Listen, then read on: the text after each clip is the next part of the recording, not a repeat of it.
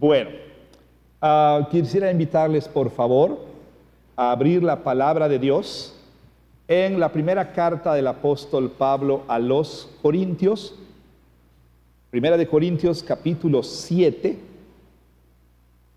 Vamos a continuar con la exposición de esta primera carta canónica del apóstol Pablo a los Corintios. Mientras que están buscando y localizando el pasaje, y también para beneficio de aquellos que nos visitan el día de hoy o que han retornado el día de hoy, bueno, permítame simplemente decir que concluimos hace 15 días una miniserie dentro de esta exposición de la primera carta a los Corintios, y esta miniserie, bueno, tuvo como título Una ética sexual cristiana. Y en esta serie abordamos la enseñanza de Pablo con respecto a este tema. Por supuesto, estoy más que consciente de que el tema es mucho más profundo y mucho más amplio de lo que pude abordar en esos 3 sermones. Pero como traté de dejar en claro, la exposición del tema fue desde o a partir de la perspectiva de lo que Pablo les enseña a estos creyentes, o por lo menos personas que profesaban la fe cristiana en la ciudad de Corinto.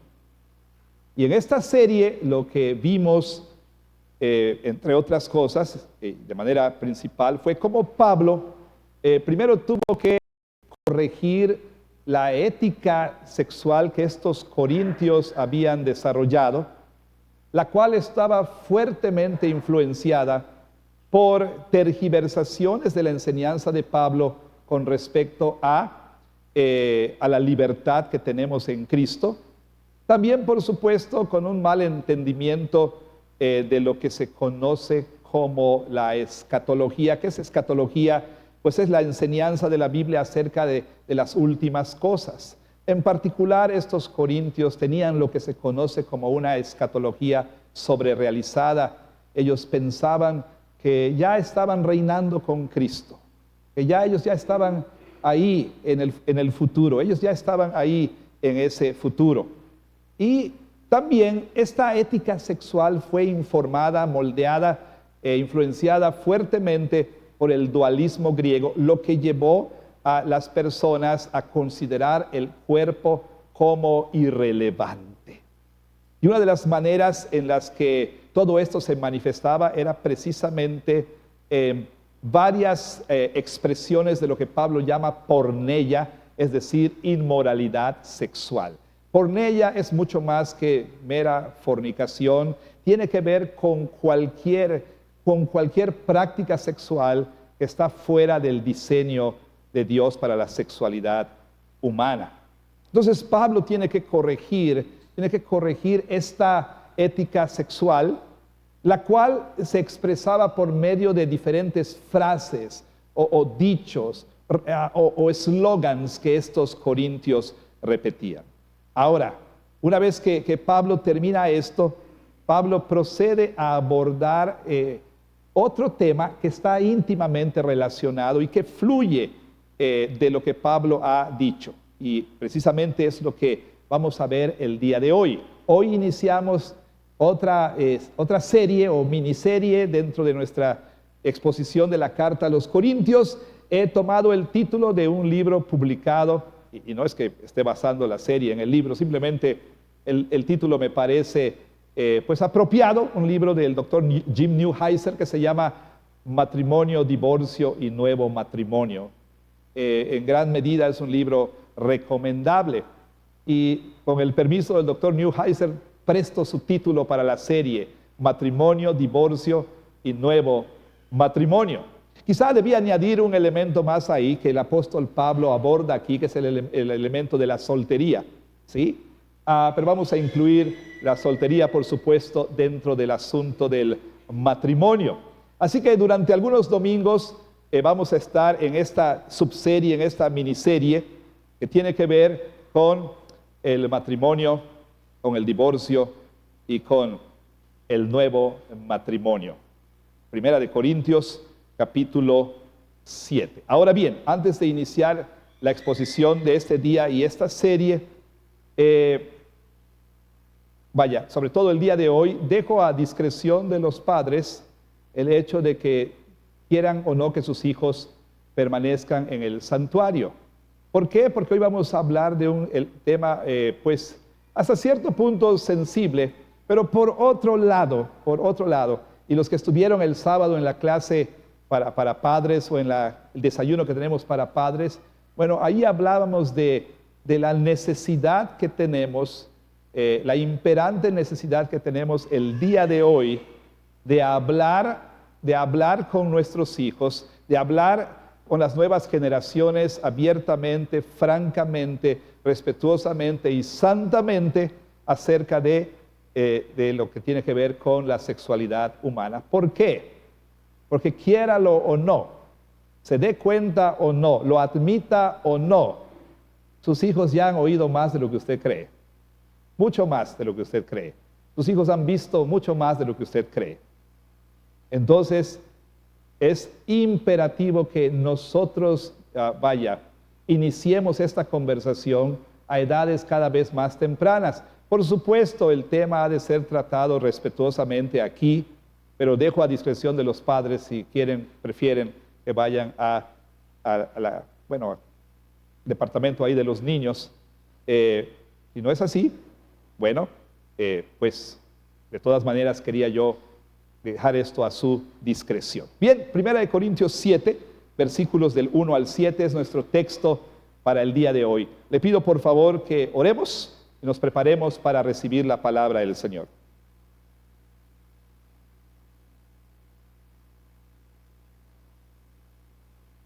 Amado Señor, en el nombre de Jesús, queremos suplicarte que le des al predicador la gracia de hacer una exposición fiel de estas palabras que por obra del Espíritu Santo, palabras que salieron de tu boca, Señor, fueron escritas por el apóstol Pablo sin error alguno, palabras que fueron dirigidas a una iglesia en particular, en un tiempo particular, en un contexto particular, pero que también fueron escritas para todos los creyentes de todas las épocas, para nosotros inclusive. Y entonces, concédele la gracia a quien predica de exponer tu palabra fielmente, claramente, con pasión, con respeto, con seriedad, de manera que tu pueblo pueda ser edificado. De manera, Señor, que continúes formando en nosotros una cosmovisión cristiana, una visión distintivamente cristiana de la vida, de la realidad y de estos asuntos particulares que hemos de abordar. También rogamos que para tu gloria, Señor, tú lleves todo pensamiento cautivo a la obediencia a Cristo. Sabemos nosotros, porque así lo dices en tu palabra, que la mente carnal, es decir, la mente de la persona no regenerada, la persona incrédula, es hostil, no se somete a tu ley, ni tampoco puede. Quizá, Señor, quienes no creen en ti encuentren, por decirlo menos, lo que se ha de decir, de exponer como algo del pasado, como algo completamente arcaico y oscurantista. Pero, Señor, rogamos que para tu gloria llames a los no creyentes de la muerte espiritual a la vida espiritual, de la ceguera a la visión, de la oscuridad a la luz, para que puedan ver y abrazar la verdad del Evangelio. Te lo rogamos también, como te pedimos que todo creyente aquí pueda ser llamado al arrepentimiento también y a la fe en Jesucristo, y a una obediencia renovada a tu palabra. En el nombre de Jesús pedimos todas estas cosas. Amén. Hace algún tiempo leí las palabras de una consejera cristiana, quien, y por supuesto estoy aquí no citando textualmente, quien en su comentario decía que en su práctica de consejería ella encontraba que pasaba la misma cantidad de tiempo, ¿sí?, aconsejando a señoritas, se trabajaba principalmente con mujeres, aconsejando a señoritas cristianas, solteras, aconsejándoles a no tener sexo antes del matrimonio, pero como dije, se dio cuenta que pasaba la misma cantidad aconsejando a estas muchachas a no tener sexo. Vaya, la misma cantidad de tiempo también ella pasaba convenciendo a mujeres casadas de tener sexo. Por un lado, su tiempo era empleado en convencer a algunas de no tener sexo, y por otro lado, su tiempo era empleado para convencer a otras y animar a otras a tener sexo. En un sentido, esto es lo que es con lo que Pablo tuvo que lidiar en la iglesia a los Corintios. Como ya hemos escuchado a lo largo de una serie de predicaciones, Pablo empleó bastante tiempo de su ministerio para llamar a estos creyentes, o por lo menos gente que profesaba fe en Cristo en la iglesia corintia, para llamarles a ellos a una vida de santidad sexual. Por lo menos algunos dentro de la iglesia estaban practicando lo que Pablo llama porneia, inmoralidad sexual, y a tal grado que uno de ellos dormía con la mujer de su padre, es decir, estaba en una relación incestuosa con la mujer de su padre. Y como ya hemos visto, la iglesia no solamente lo permitía, no solamente lo toleraba, sino que la iglesia celebraba, al menos algunos dentro de la iglesia celebraban tal abominable acción. Pero otros en la iglesia practicaban otros tipos de inmoralidad sexual. Varios de los ejemplos son mencionados por el apóstol Pablo. Algunos iban a los templos paganos para practicar la prostitución ritual en esos templos. Así que entonces Pablo, como ya hemos escuchado, llama a estas personas a dejar esas prácticas. Él es contundente cuando dice: huyan de la fornicación, huyan de la inmoralidad sexual. Y sin embargo, al mismo tiempo, Pablo tuvo que lidiar con otro grupo dentro de la iglesia que decía no al sexo, pero no al sexo aún dentro del matrimonio. Pablo, quizá recuerde usted, recibió reportes de lo que sucedía en la iglesia. Reportes le fueron dados por una, digámoslo así, una comisión, un grupo que fue a verle hasta Éfeso y le informaron de lo que estaba sucediendo ahí en la iglesia, sobre todo en asuntos que tenían que ver con divisiones dentro de la iglesia. Pero también la iglesia le envía una carta al apóstol Pablo. Y en esa carta le detallan algunas de las situaciones que se vivían dentro de la iglesia.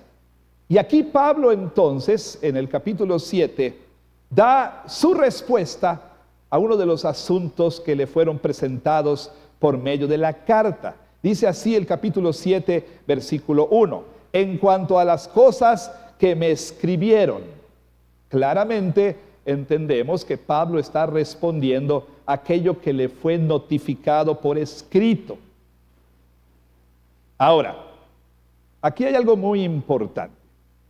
La versión Reina Valera 1960 nos da la impresión de que Pablo en el versículo 1 da su respuesta a lo que le escribieron.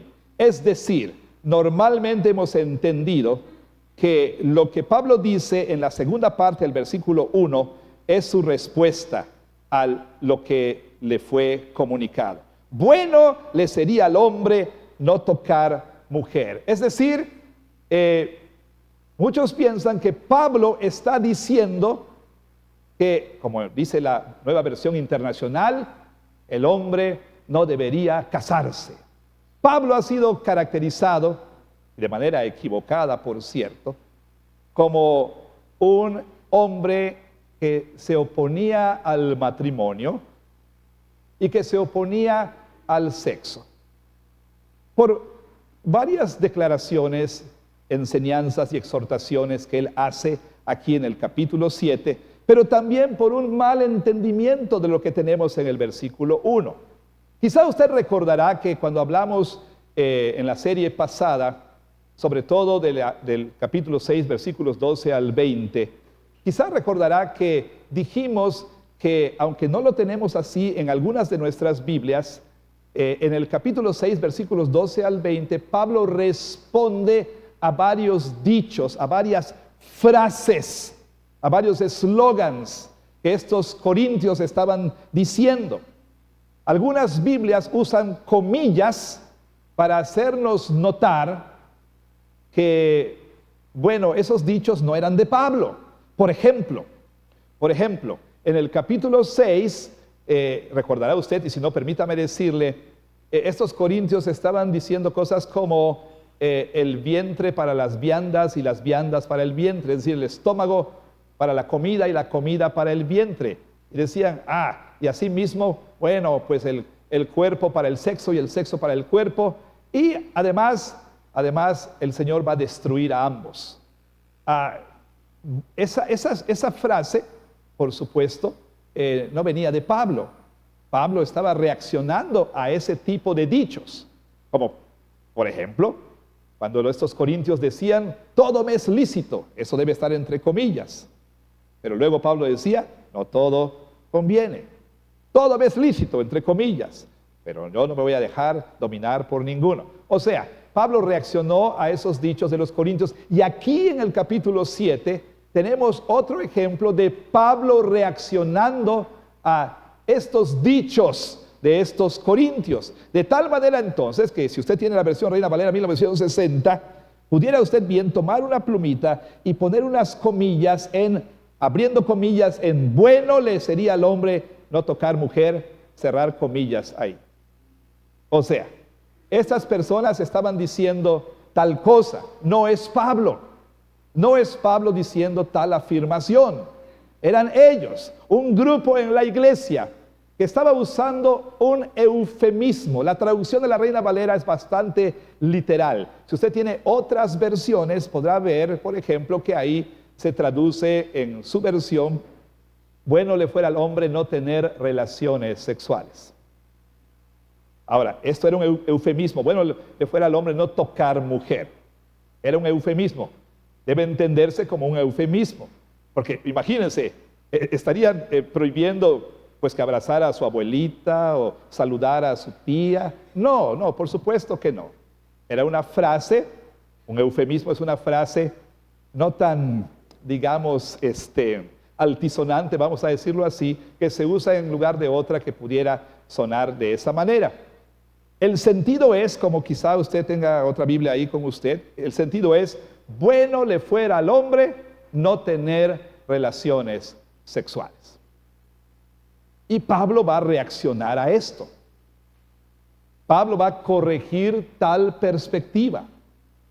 Así como corrigió a aquellos que decían el estómago para la comida y la comida para el estómago y el cuerpo para el sexo y el sexo para el cuerpo, Pablo va a corregir ahora a estos en la iglesia que están diciendo, bueno le fuera al hombre nunca tener relaciones sexuales. Y usted se preguntará, ¿por qué esta disparidad? ¿Por qué esta polarización de perspectivas y de ideas?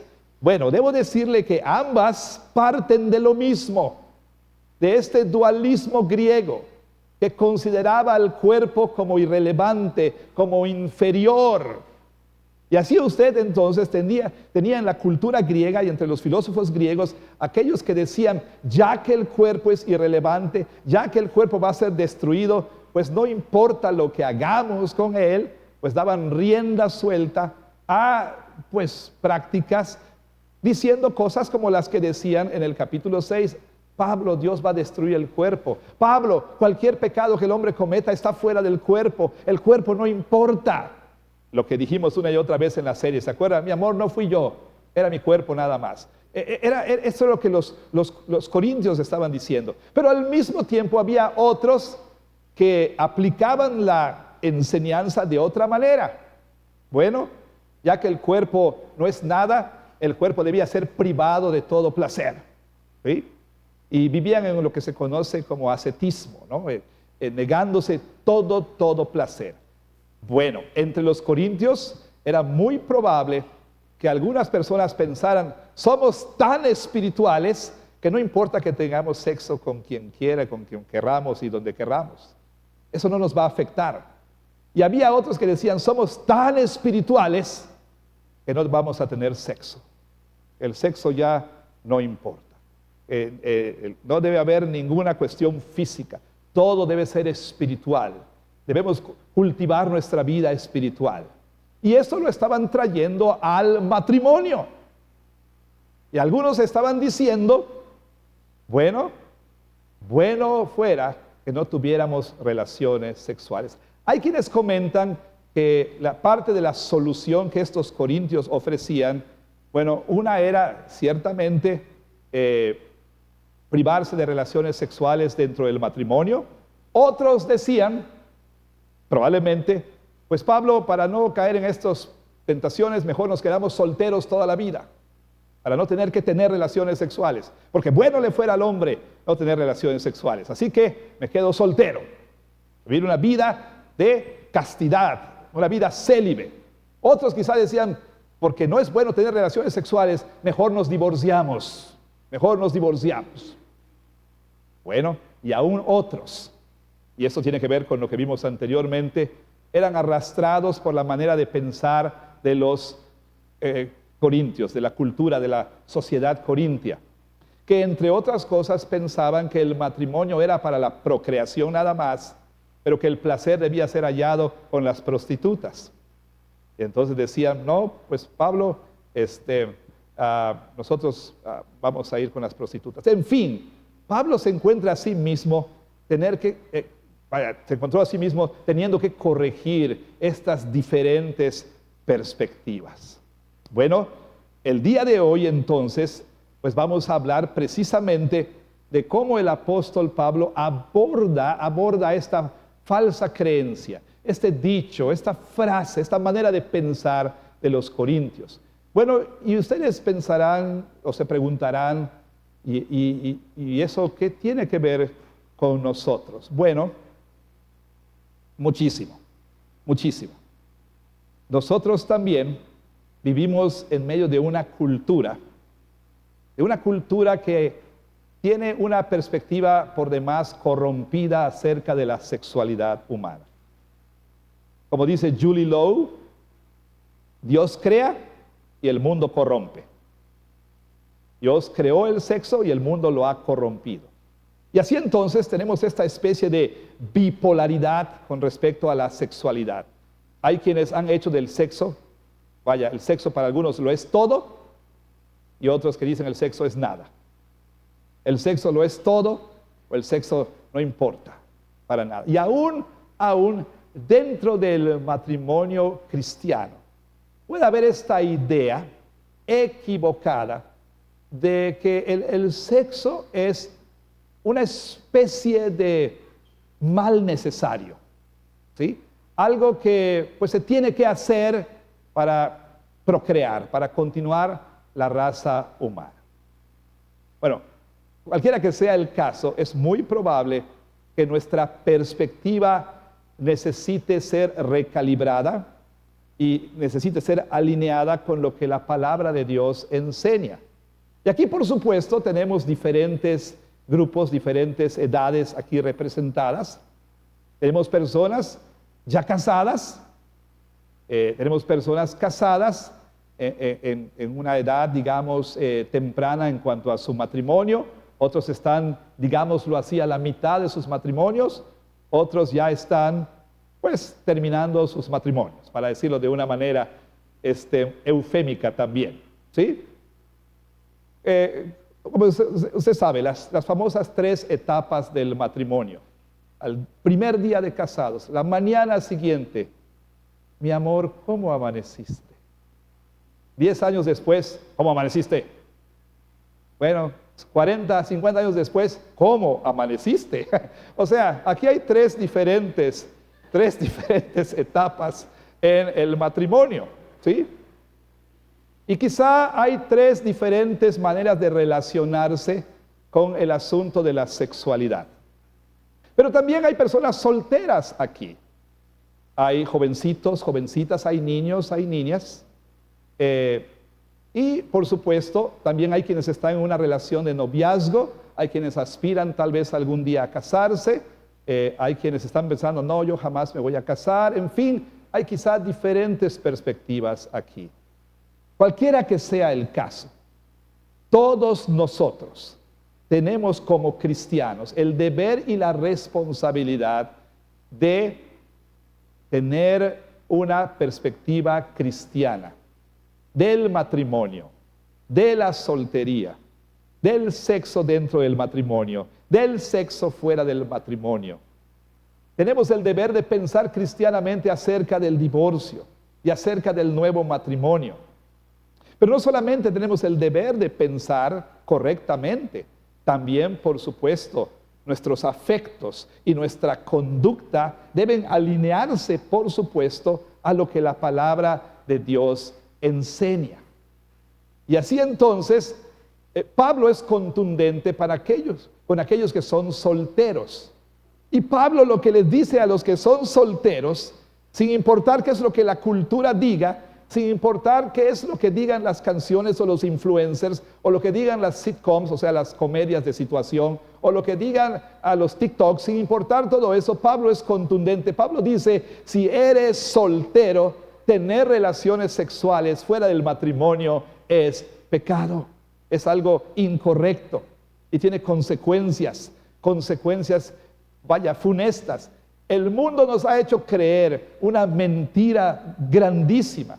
Y la mentira es que nuestra libertad con respecto a la sexualidad nos va a conducir a la plena realización y a la plena satisfacción, cuando en realidad el resultado es todo lo opuesto. Pero por otro lado, así como Pablo le está diciendo a todos aquí que son solteros, que deben huir de la fornicación y no tener relaciones sexuales fuera del matrimonio, pues Pablo también tiene una exhortación para los que son casados aquí. Y la exhortación también tiene que ver, y podemos decirla en la misma manera, así como tener relaciones sexuales fuera del matrimonio es pecado, no tener relaciones sexuales dentro del matrimonio también es pecado. También es pecado. Y usted se preguntará, ¿por qué? Bueno, esto es lo que vamos a tratar de responder en el tiempo que nosotros tenemos aquí.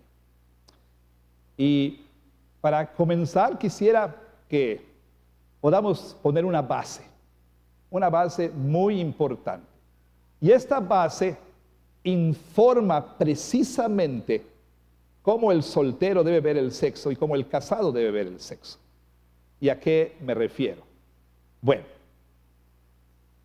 hay un teólogo, un erudito, su nombre es Gordon Hogenberger. No es Frankenburger, el que los niños, no es Frankenburger, este es Gordon Hogenberger. Y él escribió un libro muy interesante, lo he usado en otras ocasiones. Y en su libro Matrimonio como un pacto, este pastor y erudito bíblico, Gordon Hogenberger, él argumenta de manera muy convincente, a mi juicio, que el matrimonio durante el tiempo del Antiguo Testamento típicamente se formaba por medio del juramento, ¿sí? De un juramento solemne. Por medio de jurar, valga la rebusnancia aquí, por medio de jurar un juramento solemne al cual le llama verba solemnia, ¿sí? Un juramento solemne. Y este juramento solemne luego era ratificado por una señal de ese pacto. Y la señal era la relación sexual entre esposo y esposa. Los dos elementos debían ir de la mano, juntos. La promesa pública debía ser seguida por la ratificación privada. Bueno, quisiera que se remonte conmigo al tiempo del primer matrimonio. Vamos a subirnos por un momento, ustedes cinéfilos, subámonos al DeLorean del Doc Brown. Y vamos a poner ahí inicio de la humanidad. Y nos vamos al Edén y presenciamos la primera boda.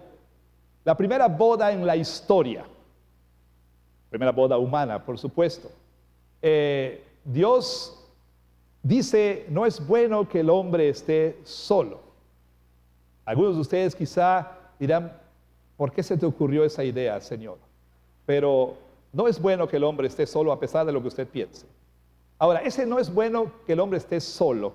Debe entenderse no en un sentido meramente romántico, como que estaba Adán solito y pobrecito, él veía pues al gato y a la gata y veía al mono y la mona y él solito, y sin nadie que le abrazara y demás. No, Adán tenía todo lo que necesitaba, estaba en una perfecta relación con su creador. Y aparte la evaluación no vino de Adán, vino de Dios. Dios dijo, no es bueno que estés solo. ¿Por qué? Porque por sí solo Adán no podía llevar a cabo la misión por la cual él fue creado. ¿Cuál era esa misión? Construir el reino de Dios en la tierra. Por eso dijo que le haría una ayuda idónea. Le haría una ayuda idónea. ¿Sí?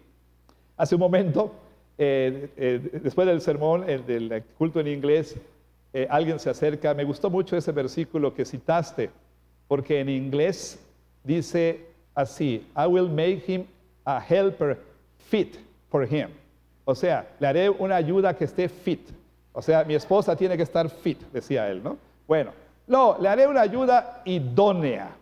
Idónea, la única capaz de complementarle para poder juntos llevar a cabo la tarea de construir el reino de Dios. Entonces, Dios crea a esta mujer y en la primera boda Él la trae del brazo, ¿sí? Por decirlo de alguna manera, la trae del brazo hasta Adán.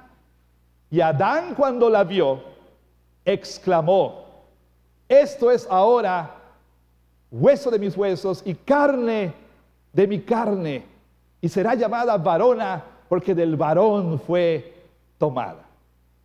Como Hogenberger mismo afirma, estas palabras fueron los votos matrimoniales de Adán.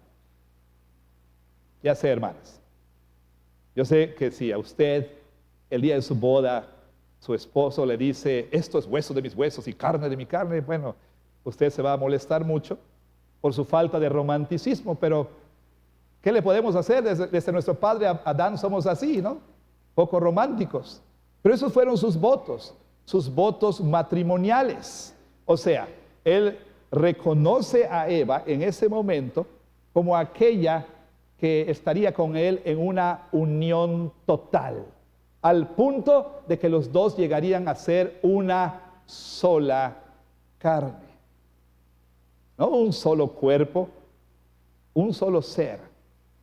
Como siempre hemos dicho, en el matrimonio, o para decirlo de otro modo, y aquí está una idea para Pantocrator, la aritmética del matrimonio: en el matrimonio 1 más 1 es igual a 1. Dos se unen para ser uno.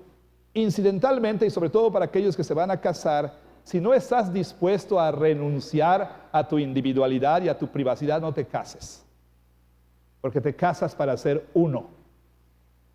O sea, aquello de que es mi dinero y tu dinero, es mi reloj, es mi teléfono y tu teléfono, mi teléfono no lo tocas porque es mío, es mi cuarto, no es tuyo. Eso no tiene lugar en el matrimonio.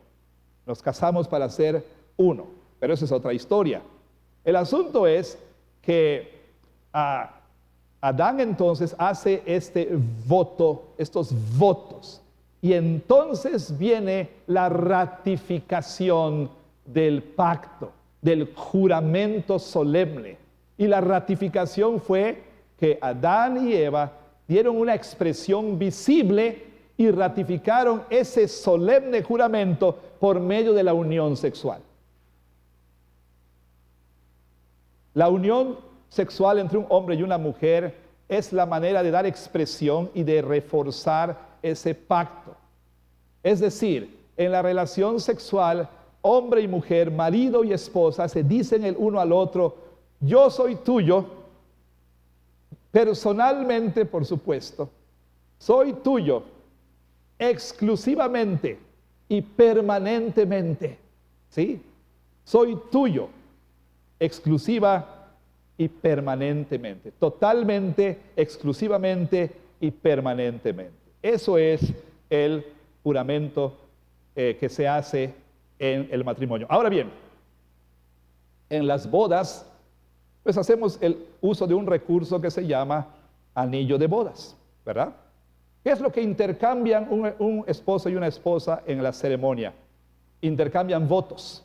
De hecho, cuando se casan, ellos están haciendo un voto el uno al otro, o votos, mejor dicho. Están haciendo un pacto el uno con el otro. Y quien preside ese pacto es Dios. Es Dios. Y nosotros, testigos de esa unión pública, votos públicos, solemnes. Ahora, en la ceremonia, pues, el esposo dice a la esposa y la esposa dice al esposo los votos. Y a veces, cuando en las bodas que he hecho, les digo, ¿qué prefieren, memorizar sus votos o yo digo y ustedes repiten? No, voy a estar muy nervioso, mejor yo repito, ¿sí? Entonces, a veces, ¿qué sucede? Que yo digo el voto y el novio me está viendo a mí y le digo en el ensayo: oye, no te estás casando conmigo, estás casado con tu esposa, tus votos hazlos mirando a tu esposa, a ella le estás prometiendo, a ella le estás haciendo este juramento solemne. Bueno, y luego intercambian anillos, y el anillo, recuerda, al llevar el nombre de esa persona en el dedo anular, bueno, los que no han engordado como yo, al recordar ese nombre, recordamos que nuestro juramento, ¿qué juramos? Soy tuyo totalmente, exclusivamente y permanentemente. Ahora, antes de intercambiar anillos, Dios nos dio otra señal. Y usted sabe que en la Biblia los pactos eran ratificados por medio de señales. Por ejemplo, pacto con Noé.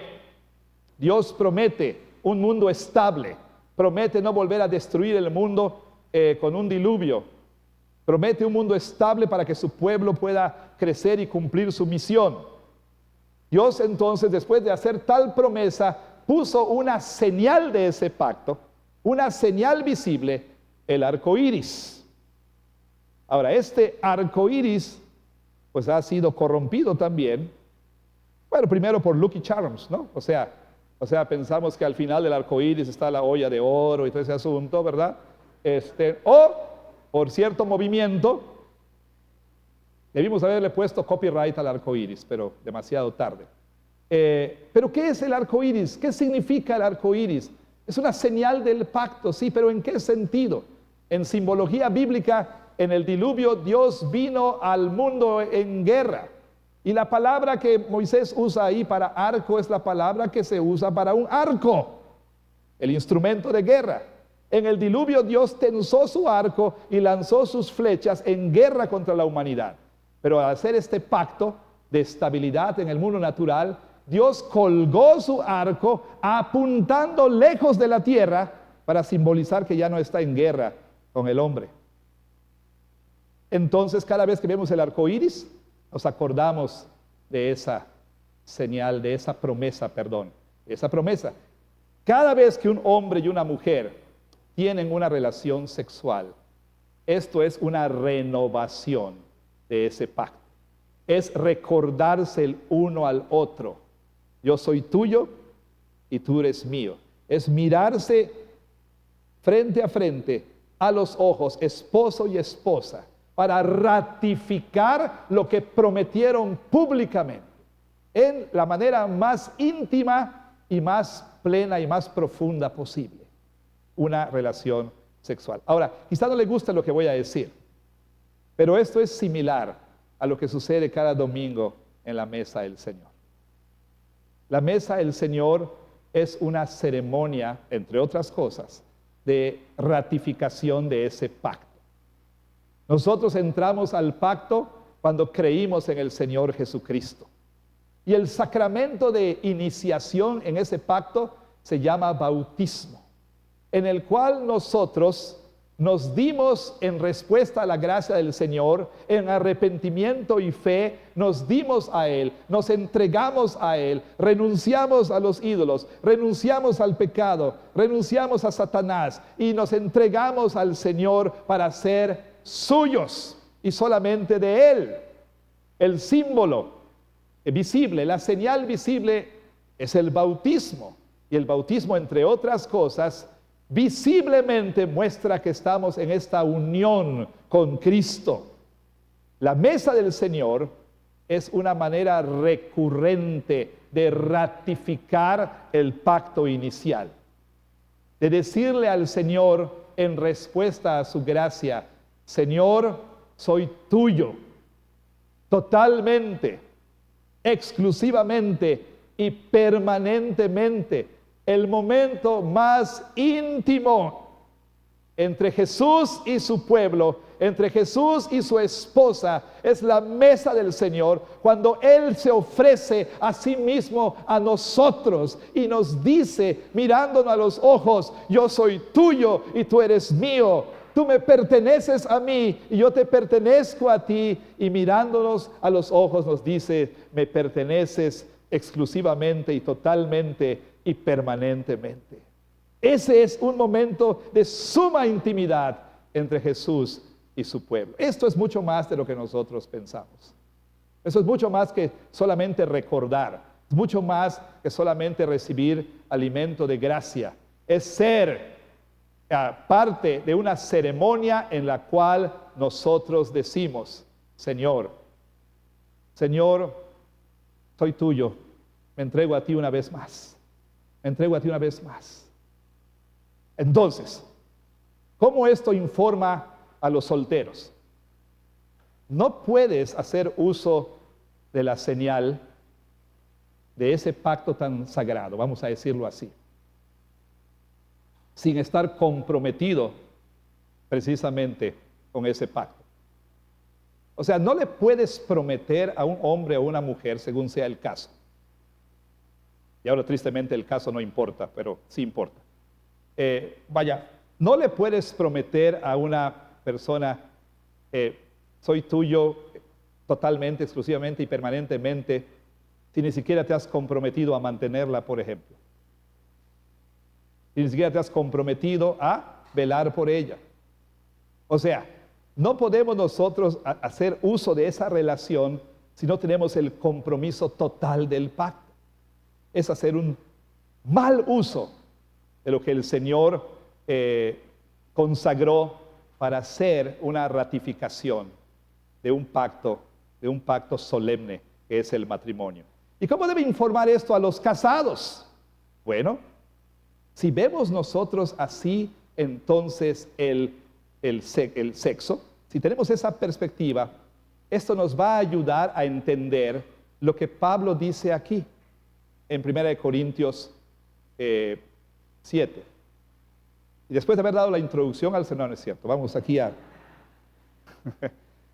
vamos al texto aquí por un momento. Y quiero que dirijan su atención, por favor, a lo que Pablo dice en el versículo 3. Dice: el marido cumpla con la mujer el deber conyugal y asimismo la mujer con el marido. Versículo 5. No se nieguen el uno al otro, a no ser por algún tiempo de mutuo consentimiento. ¿Sí? Pablo últimamente nos va a dar una perspectiva del sexo que quizá ha llegado a ser contraintuitiva por la influencia que tenemos del mundo. Bueno, por supuesto que para las generaciones anteriores el sexo era un mal necesario.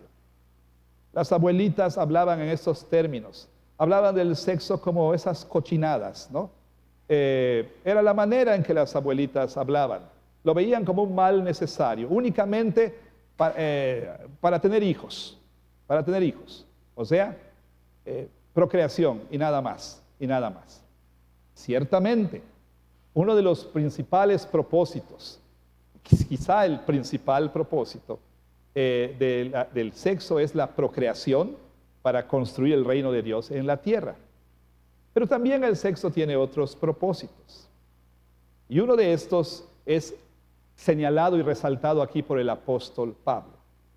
Es decir, el sexo es un servicio. Usted va a oír esto quizá de manera escandalosa, pero esposa, usted, y hay que entender esto en el sentido correcto, usted es una sexo servidora. Y usted, esposo, es un sexo servidor. Entre otras cosas. ¿En qué sentido? De nueva cuenta, si tenemos nosotros la base, el entendimiento de que el sexo es una ceremonia de ratificación del pacto, si nosotros entendemos el sexo de esta manera, digámoslo así, sagrada, pues, entonces vamos a entender que ni por un lado el sexo es un mal necesario, ni por otro lado vamos a ir a lo que la cultura el día de hoy ha hecho del sexo. Es decir, autosatisfacción, autorrealización y sobre todo performance. Digo, por la cultura hipersexualizada e hiperpornificada en la que vivimos, hemos perdido de vista esta dimensión vital del sexo en el matrimonio. Un servicio mutuo, en el que ambos tienen responsabilidad. Y esto de manera contracultural, a las ideas dominantes en tiempos de Pablo, que decían que el marido era el único que tenía la potestad y el derecho y la autoridad sobre su mujer y podía hacer con ella lo que él quisiera. Esas eran las ideas dominantes, pero Pablo, siendo contracultural, dice, no, aquí hay una mutua responsabilidad. Entonces, ¿en qué sentido es servicio? ¿En qué sentido? Puedo enumerar por lo menos dos maneras en las que el sexo es un servicio mutuo dentro del matrimonio. Vea usted, Pablo responde a esto que están diciendo. Pablo, bueno le sería al hombre no tener relaciones sexuales. A ver, momento. A causa de las fornicaciones, pero a causa de las fornicaciones, versículo 2, cada uno tenga su propia mujer y cada uno tenga su propio marido. Noten cómo Pablo responde. Pablo objeta. Pablo dice, pero, ¿sí? Oye, a ver, esto que estás diciendo, discúlpame. Eso de que tú estás afirmando que bueno no es tener relaciones sexuales y sobre todo en el matrimonio. A ver, espérame. Dice el apóstol Pablo, a causa de las fornicaciones, y estos son eufemismos también. El marido tenga una relación sexual con su mujer y la esposa con su esposo. A causa de las fornicaciones. Pablo ha abordado el asunto de porneia, ¿sí?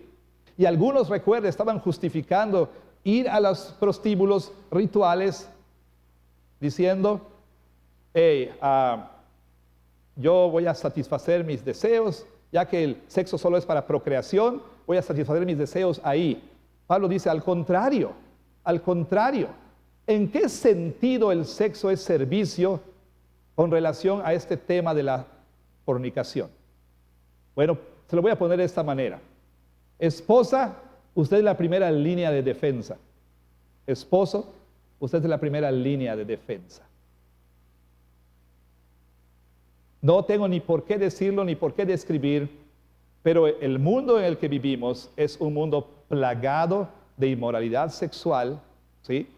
Un mundo lleno de tentaciones. Y esposos y esposas debían servirse el uno al otro, protegiéndose mutuamente.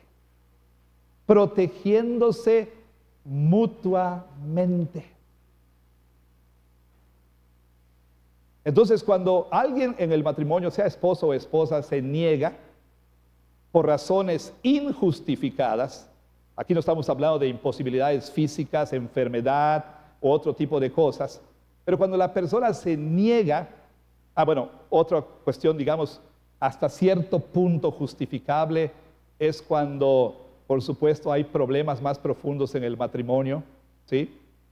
Y dicho sea de paso, los problemas del lecho matrimonial pueden trazarse a problemas más profundos. Como dijera alguien, los problemas del lecho matrimonial no empiezan en el lecho matrimonial ni se solucionan ahí. Son un reflejo, ¿sí? Pueden ser un reflejo de algo que está sucediendo en el matrimonio. Es un síntoma, es como la fiebre, por así decirlo, ¿sí? Es un síntoma de algo que está sucediendo ahí. Ya abordaremos esto con más detalle, sobre todo en la sobremesa. Escuchen la sobremesa. Pero bueno, pero aquí lo que quiero decir es lo siguiente.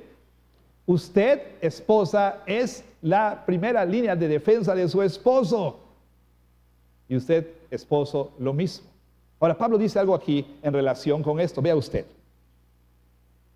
El marido cumpla con la mujer el deber conyugal y asimismo la mujer con el marido. Literalmente dice, el marido pague la deuda que tiene con su mujer. Así dice el texto. Y la mujer con su marido. Bueno, tristemente, por la influencia del mundo, ¿sí?, no entendemos la sexualidad dentro del matrimonio de esa manera.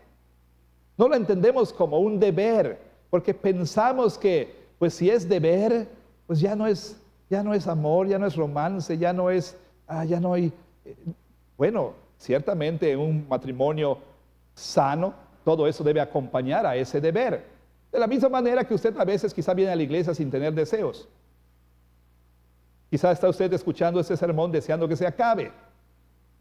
O sea, quizá usted no canta con gusto, no ora con gusto, estudia su Biblia porque lo tiene que hacer, sirve en la iglesia porque lo tiene que hacer. Y usted sabe qué pasa cuando usted decide moverse a base de deseos. No, voy a ir a la iglesia hasta que yo tenga deseos. Pasan 3 meses y no ha regresado a la iglesia. Voy a leer mi Biblia cuando yo lo sienta. Pasa 1 año y no ha tocado su Biblia. O sea, y de la misma manera, cuando yo tenga deseo voy a estar con mi esposa o mi esposo. Pasan el tiempo que pase y nada. Pablo dice, este es un deber que el esposo tiene para con la esposa y la esposa para con el esposo. Además, dice Pablo, note, la mujer no tiene potestad sobre su propio cuerpo, sino el marido, ni tampoco tiene el marido potestad sobre su propio cuerpo, sino la mujer. Ambos son dueños el uno del otro.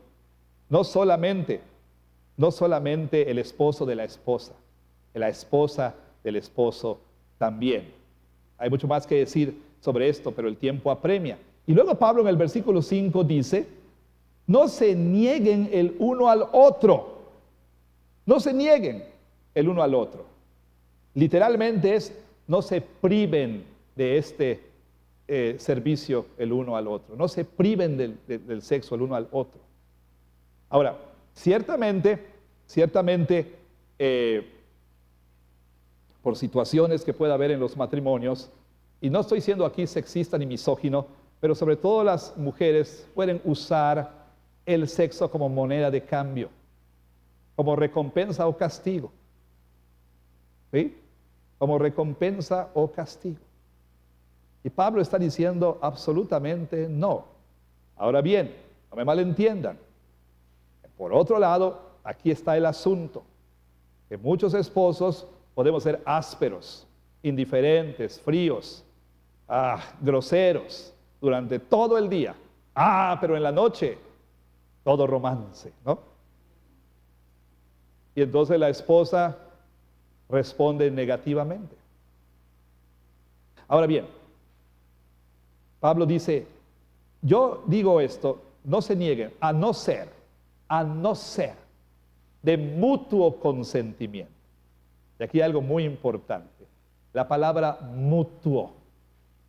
Si va a haber temporadas de abstinencia, debe ser de mutuo consentimiento. Y Pablo dice, para dedicarse a cosas como la oración. Y hermanos, es verdad, hemos oído toda clase de excusas. Me duele la cabeza, me duele la espalda, me duele el estómago, me duelen los brazos, estoy cansada, pero nunca hemos oído voy a orar.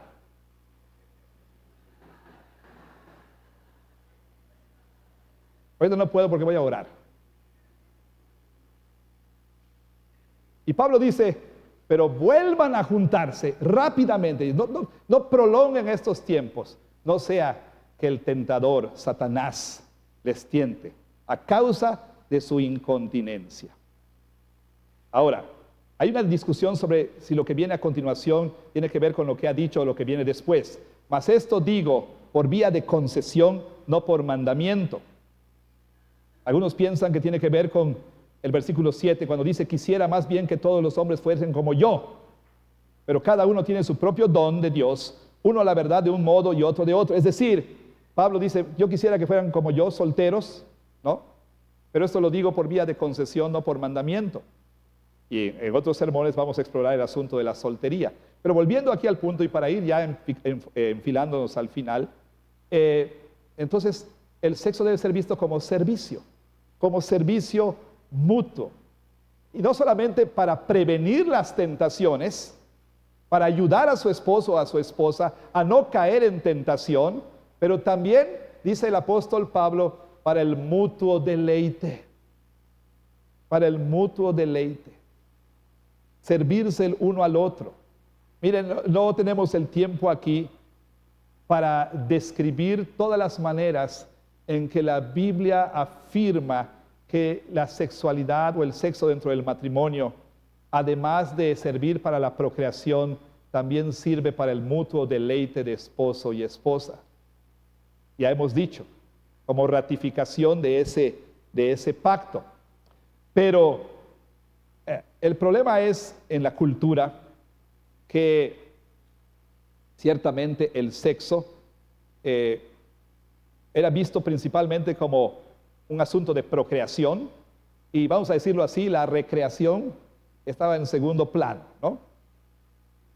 Bueno, con la llamada revolución sexual, la píldora y demás, pues fue posible despojar al sexo de su elemento procreativo y se volvió un asunto meramente recreativo, ¿ok? O sea, las parejas tienen sexo nada más por deleite. Bueno, eso es otro asunto que vamos a discutir en otro momento. El asunto de si se puede o no se puede, el asunto de, ¿cómo se llama? ¿No? El control, pues, por medio de pastillas y otro tipo de cosas. Pero eso lo vamos a ver en otro momento. Mi punto aquí es este. Quizá hemos ido al otro extremo, en algunos círculos, a pensar que no debe haber ningún elemento recreativo. Solamente vamos a tener sexo para la procreación. Pero la Biblia no sabe nada de eso. De hecho, tenemos que entender una cosa. Y es que la gente, y aún en la iglesia tristemente, probablemente esos jovencitos, piensan que Dios y la iglesia, que el cristianismo se opone al sexo. Que el sexo es algo sucio y ruin y demás. Pero nada más lejos de la verdad. Lo hemos dicho muchísimas veces. No hay persona más pro sexo en el universo que Dios. Él es el autor. Él es el autor del sexo. Él bendijo el sexo. Él lo declaró bueno en gran manera, como todo lo que hizo. ¿Sí? No hay persona que quiera más el sexo para sus criaturas que el Señor. Dios se deleita cuando sus hijos hacen un buen uso de ese regalo que les dio. Y en ese sentido, por supuesto, entienda, en la Biblia, Dios dice cosas a través de los escritores hermosísimas, pero que no consideraríamos nosotros. Por ejemplo, el libro de Proverbios, capítulo 5. El autor de Proverbios dice que el marido que tiene sed sexual, dice que debe mitigar esa sed bebiendo de su propia fuente. ¿Qué quiere decir eso? Teniendo una relación con su esposa. Y va más allá, y lo digo con todo respeto, Proverbios habla de las glándulas mamarias, no nada más como pues un elemento que Dios dio para amamantar, pero dice el escritor que el marido se recree en el pecho de su esposa. O sea, esta es la Biblia, ¿ok? No es un talk show ahí o sea, esa es la Biblia. Cantar de los cantares. presenta a la esposa como teniendo la iniciativa, ¿sí? No solo el esposo, y ella, ¿sí? En una manera por demás, bueno, con cuidado lo digo, alaba la fisonomía de su esposo, en maneras que la Reina Valera y otras versiones no traducen, porque sería muy difícil de leer, quizá, porque tenemos esa idea de que esto es malo y cochino y demás, ¿no? Ella alaba a la fisonomía de su esposo. O sea, Dios no nos dio una línea o un versículo o un capítulo, nos dio un libro entero que celebra la relación sexual entre un esposo y una esposa. O, como decíamos el sábado, ¿piensa usted que Dios, cuando un esposo y una esposa tienen una relación sexual dentro de sus límites, Dios hace esto? O Dios dice al arcángel Gabriel, ¿ya terminaron? No, Dios se deleita en esto, es un acto de adoración para el Señor. Bueno, entonces, aquí hay varias personas de diferentes caminares, ¿verdad? Andares en la vida. Quizá haya personas no creyentes aquí entre nosotros. Y quizá le cueste trabajo entender o creer lo que estamos diciendo. Hay personas que por su condición de vida ya no están casadas, o ya son en otra etapa de su vida, ya son mayores, o han enviudado, son solteras, etcétera, y dirán, pues no sé si esto tenga algo que ver conmigo. Yo creo que lo que está diciendo Pablo aquí apunta a una realidad igual más profunda. Todos nosotros, todos sin excepción, todos, fuimos creados para pertenecer al Señor. Y Él nos tomó, como dice el profeta Ezequiel 16, como su esposa. Nosotros fuimos infieles. Le dimos la espalda, adulteramos, nos prostituimos en pos de otros amantes. ¿A qué me refiero con esto? Decidimos dejar al Señor y vivir una vida de pecado. Pero Él amó tanto a su esposa que Él mismo vino a rescatarla. Se entregó a sí mismo por ella, derramó su sangre para limpiarla, para purificarla, para restaurarla, para presentársela a sí mismo algún día como una esposa sin mancha y sin arruga. Cualquiera que sea su situación en la vida, si usted no es creyente, hay esta invitación del esposo a la esposa infiel, a usted, este llamado a regresar a Él. Él le va a tomar en sus brazos, le va a limpiar, le va a restaurar y le va a recibir. Pondrá un vestido blanco y resplandeciente sobre usted, le va a adornar con joyas y entonces le va a hacer suyo en este pacto eterno. Venga a Jesús para que también domingo a domingo usted pueda ser parte de esta ceremonia de renovación de ese pacto. Venga al Señor Jesús. Pero ¿qué de los solteros aquí? Bueno, los solteros que están aquí ya saben, han escuchado. Por más que la cultura les diga, ustedes deben escuchar la palabra de Dios. El sexo es solo para los límites del matrimonio, dentro de los límites del matrimonio. ¿Qué de los casados aquí? O antes de los casados, los que están a punto de casarse. Bueno, es importantísimo que ustedes también tengan una perspectiva correcta de la sexualidad dentro del matrimonio. ¿Qué de los casados?